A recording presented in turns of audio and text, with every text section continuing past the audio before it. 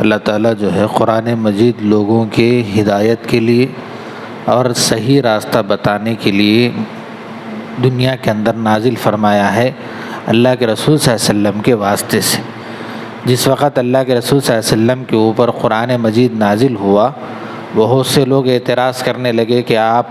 کہیں دوسری جگہ سے کہانیاں بنا کر ہمارے پاس لے کر آ رہے ہیں، اس وجہ سے ہم آپ کی بات کو نہیں مانتے۔ یہاں تک کہ بعض کفار مکہ اللہ کے رسول صلی اللہ علیہ وسلم جب قرآن مجید لے کر لوگوں کے سامنے آئے اور سنانے لگے تو بعض اس کے اندر یہ کہنے لگے کہ آپ سفر کو جا کے دوسری جگہ سے کہانیاں، جو پرانے قصے کہانیاں کی کتابیں رہتے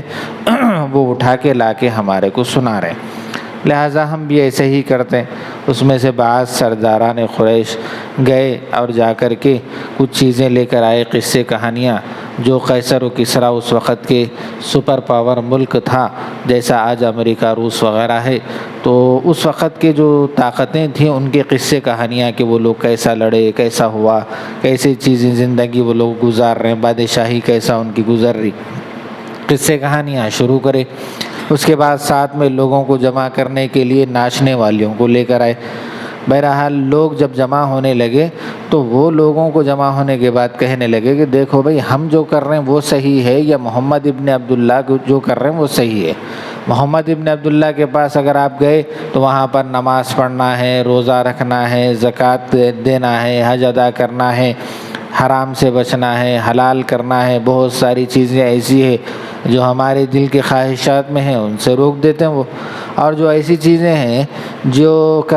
ہم نہیں کرنا چاہتے ہیں لیکن کرو بول کے بولتے ہیں، جیسے مثال کے طور پر ہے مال کے اندر سے زکوٰۃ نکالنا، ہمارا دل نہیں چاہتا،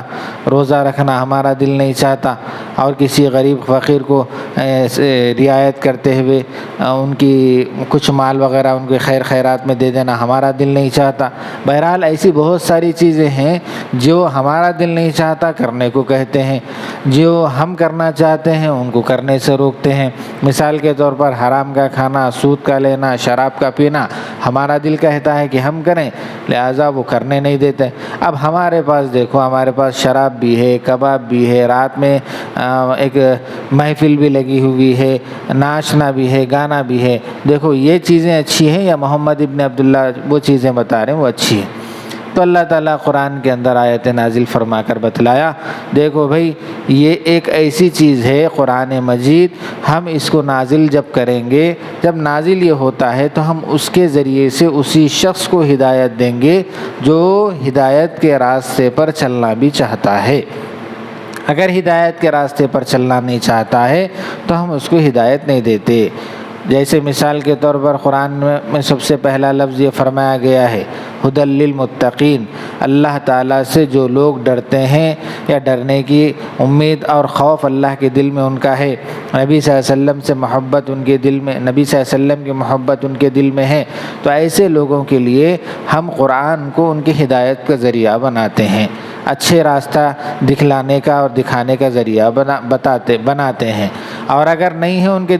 دل میں کجی ہے، وہ سن کر بھی انسنی کرتے ہیں، اچھے رہ کر بھی بہرے جیسے معاملہ کرتے ہیں، دیکھ کر بھی اندھوں جیسا معاملہ کرتے ہیں، تو پھر ہم ان کے لیے ہدایت کا لیے یہ قرآن ہدایت کا نہیں بلکہ گمراہی کا ذریعہ بناتے ہیں۔ یضل بہ کثیرا ویہدی بہ کثیرا، قرآن کے اندر اللہ فرما رہے ہیں قرآن کے ذریعے سے بہت سے لوگ ایسے ہیں کہ جن کو ہم ہدایت کے راستے پر بھی لے کر آتے ہیں اور گمراہی کے راستے پر بھی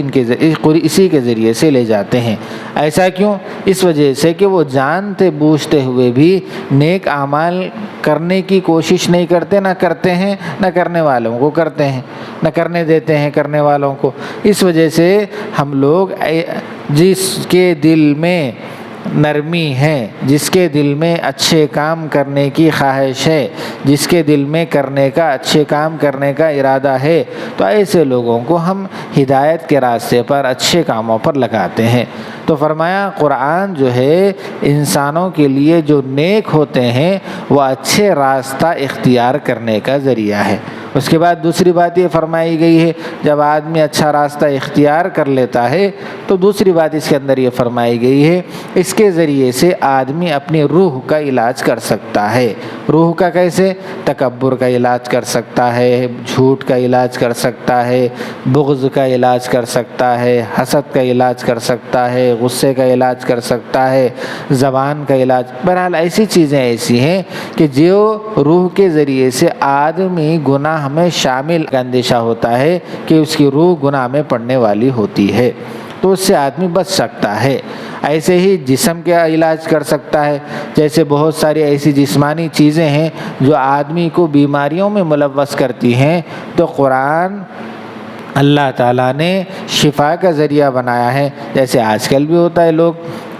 چاہے دیندار ہو، دین والے ہوں، چاہے دین سے تعلق نہ رکھنے والے ہوں، ان لوگوں کا اس بات پر عقیدہ ہے کہ قرآن پڑھا جائے یا قرآن سنا جائے یا قرآن کے ذریعے سے پھونک ماری جائے تو اس کے ذریعے سے اللہ نے شفا رکھی ہے۔ حدیث میں بھی ہے، اللہ کے نبی صلی اللہ علیہ وسلم نے فرمایا کہ جب جسمانی آدمی بیماری میں مبتلا ہوتا ہے جسمانی اعتبار سے، قرآن کی آیتیں پڑھ کر اگر پھونک ماری جائے، ترتیب بتائی گئی ہے، اب وہ موقع نہیں ہے، تو اس کے ذریعے سے آدمی کو شفا ملتی ہے۔ یہ دو باتیں اس کے اندر آج بتائی گئی۔